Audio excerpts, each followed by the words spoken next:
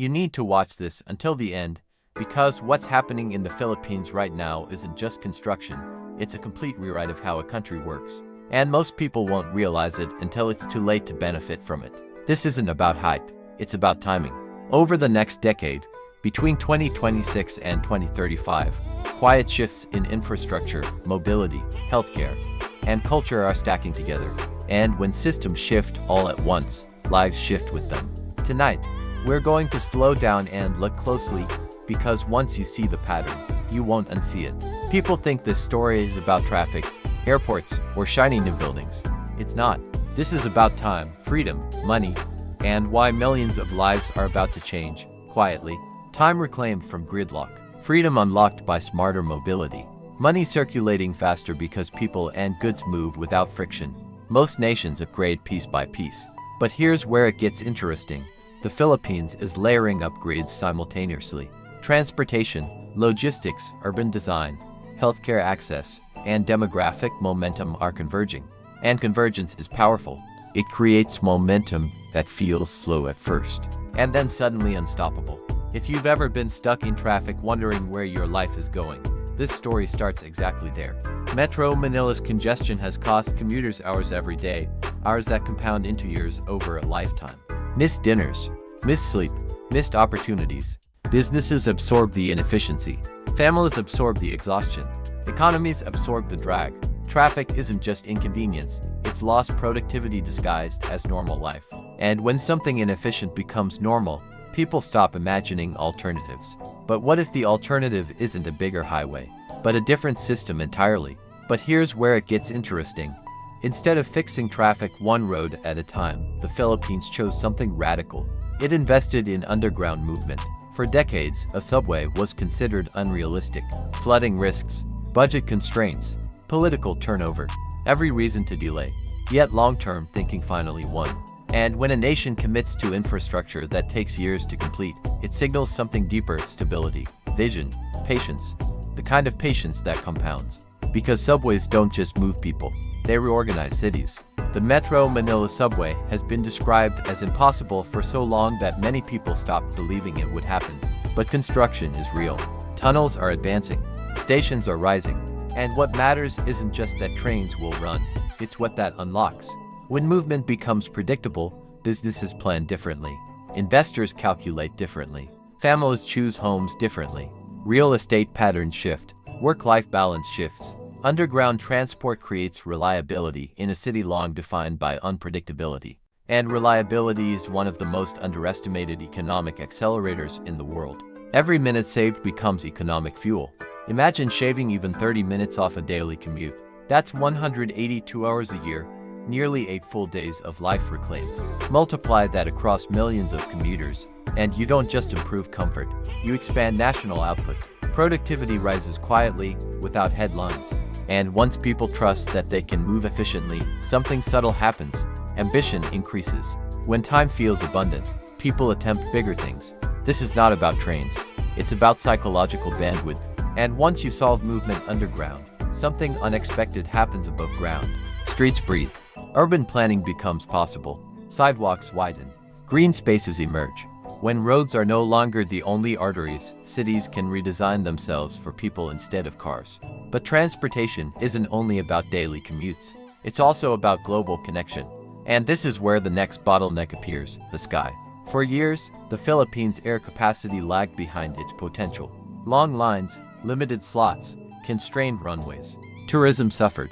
Logistics slowed. International investors noticed the friction. Because mobility doesn't stop at roads. If a country wants to compete globally, it must move people and goods seamlessly across borders. And that brings us to a project that many still underestimate.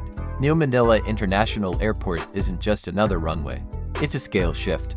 Built to accommodate tens of millions of passengers annually, it repositions the Philippines as a serious logistics and tourism contender in Southeast Asia.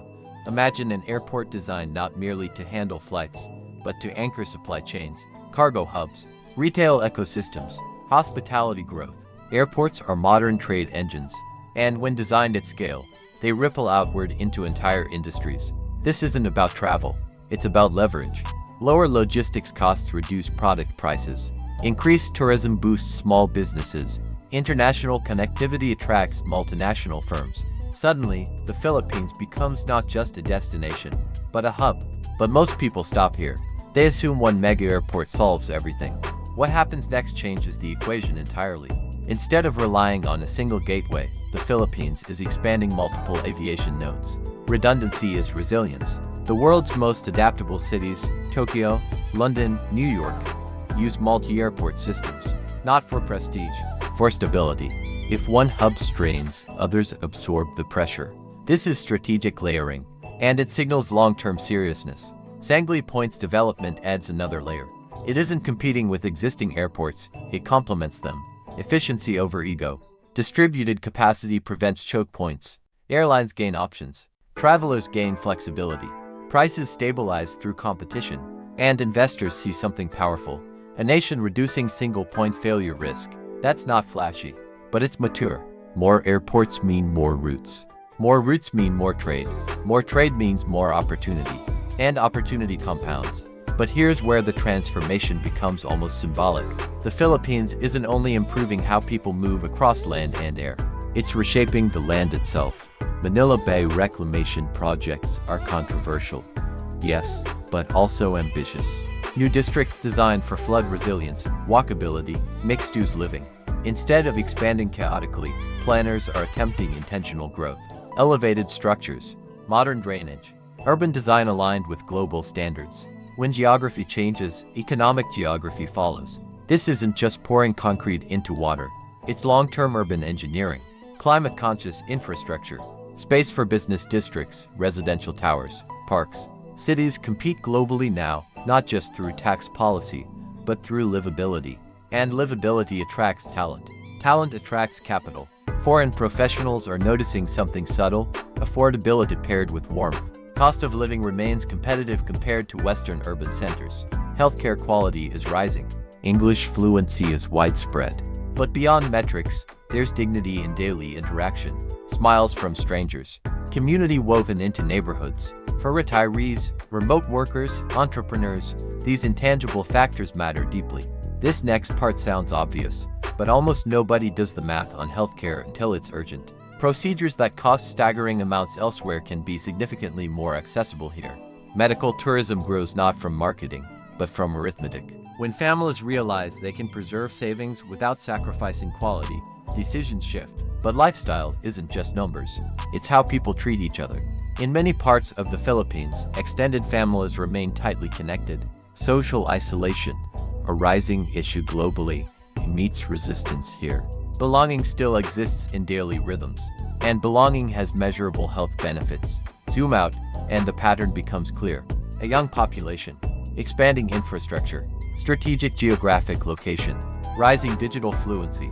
This isn't random growth, it's demographic momentum aligning with policy execution. Timing matters. Enter too late, and gains flatten. Enter thoughtfully, and you ride the slope upward. But here's the twist. The real transformation isn't the buildings. It's the people who move because of them. Infrastructure changes opportunity landscapes, and those who recognize shifts early reposition themselves, geographically, financially, psychologically. The Philippines between 2026 and 2035 may surprise the world. The question is whether it surprises you. In the next episode, we'll explore exactly who stands to win, who risks being left behind, and how to navigate the change wisely. Because once the shift feels obvious, the advantage is already gone.